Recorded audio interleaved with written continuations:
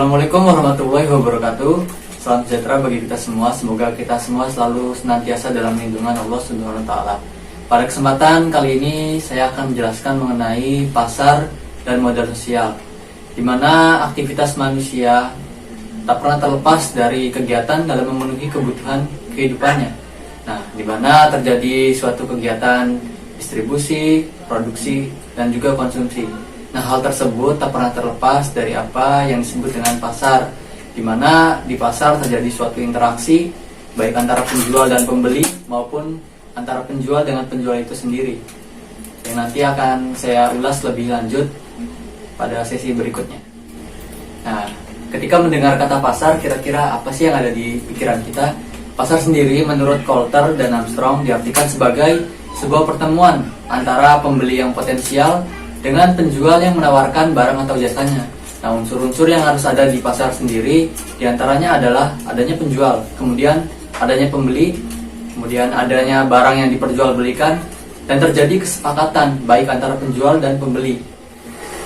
Nah, setelah mendengar penjelasan mengenai pengertian pasar sendiri, kemudian kira-kira apa sih fungsi dari pasar itu sendiri? Nah, pasar sendiri memiliki fungsi, salah satunya adalah fungsi distribusi, di mana pasar merupakan tempat penyaluran barang dari tangan produsen ke tangan konsumen. Kemudian fungsi yang kedua sendiri, pasar berfungsi sebagai pembentukan harga, di mana di pasar terjadi suatu interaksi antara penjual dan pembeli. Nah, interaksi tersebut adalah interaksi tawar-menawar. Nah, dari proses tawar-menawar tersebut akan terjadi kesepakatan harga antara penjual dan pembeli. Nah, di sana kemudian akan terbentuk kesepakatan harga atau terbentuk harga dari barang atau jasa yang ditawarkan oleh penjual tersebut.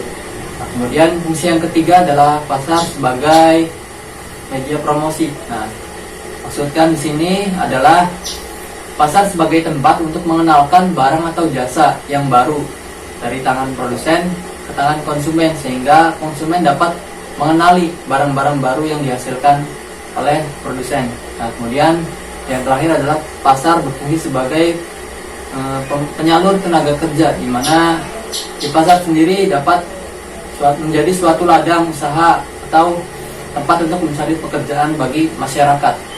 Nah, kemudian klasifikasi pasar sendiri terdiri dari yang pertama, pasar tradisional, di mana sistem yang digunakan masihlah sistem tradisional, di mana masih terdapat tawar-menawar antara penjual dan pembeli di pasar tradisional. Nah, di zaman modern sekarang ini kita masih dapat menjumpai pasar-pasar tradisional di sekitar kita.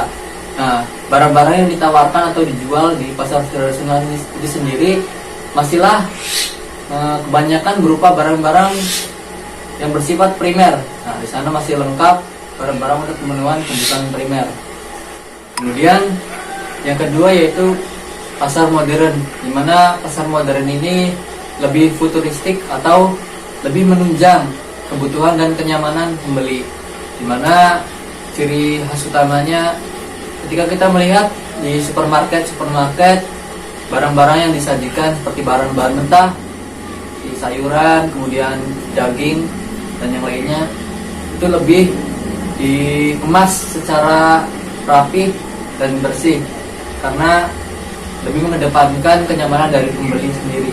Nah, di supermarket sendiri atau pasar-pasar modern, kita tidak bisa menjumpai proses tawar-menawar, berbeda dengan pasar-pasar yang masih bersifat tradisional. Nah, modal sosial menurut Coleman merupakan suatu kemampuan masyarakat untuk bekerja sama demi kepentingan bersama atau tujuan bersama, baik di dalam kelompok maupun organisasi. Nah, modal sosial sendiri memiliki 3 unsur yang harus ada, yaitu adanya jaringan, adanya norma, kemudian adanya kepercayaan. Nah, hal tersebut ketika kita kaitkan dengan pasar, unsur-unsur tersebut terdapat pada pasar sendiri. Nah, kemudian kira-kira apa sih keterkaitan antara pasar dengan modal sosial itu sendiri? Nah, setelah mendengar penjelasan mengenai pasar tadi, kita dapat melihat bahwasanya terdapat unsur-unsur dari modal sosial sendiri di dalam aktivitas di pasar. Nah, salah satunya adalah kepercayaan, di mana pasar merupakan suatu tempat interaksi antara penjual dan pembeli. Nah, di sana kepercayaan sangatlah penting. Kepercayaan yang dibangun antara penjual dan pembeli. Penjual perlu jujur akan barang dagangan yang mereka jual kepada pembeli, di mana dengan adanya kejujuran ini pembeli akan memberikan kepercayaan terhadap penjual. Nah, kemudian unsur yang kedua yaitu jaringan, di mana jaringan memiliki fungsi yang sangat penting dalam perdagangan sendiri, di mana jaringan akan menjadi sumber informasi dan peluang bisnis dalam suatu perdagangan. Nah, di pasar sendiri kita dapat melihat adanya jaringan, baik itu antara penjual dengan pembeli, kemudian antara penjual dengan distributor, di mana akan terjadi suatu interaksi baik antara penjual dan pembeli, pembeli dengan distributor, yang akan melahirkan suatu hubungan yang menguntungkan. Di mana kemudian unsur yang terakhir yaitu norma. Norma sendiri merupakan suatu bentuk aturan baik yang tertulis maupun yang tidak tertulis.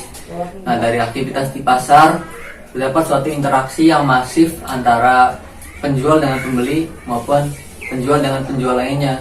Nah, dari bentuk interaksi yang masif ini kemudian akan melahirkan suatu norma-norma yang hidup di pasar, yaitu salah satunya toleransi.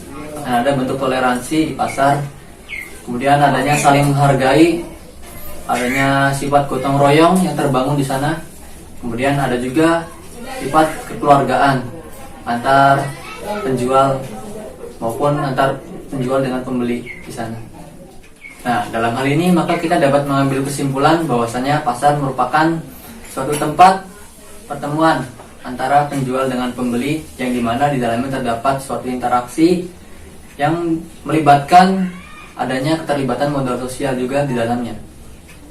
Mungkin sekian yang dapat saya sampaikan. Kurang dan sangat kurangnya mohon maaf.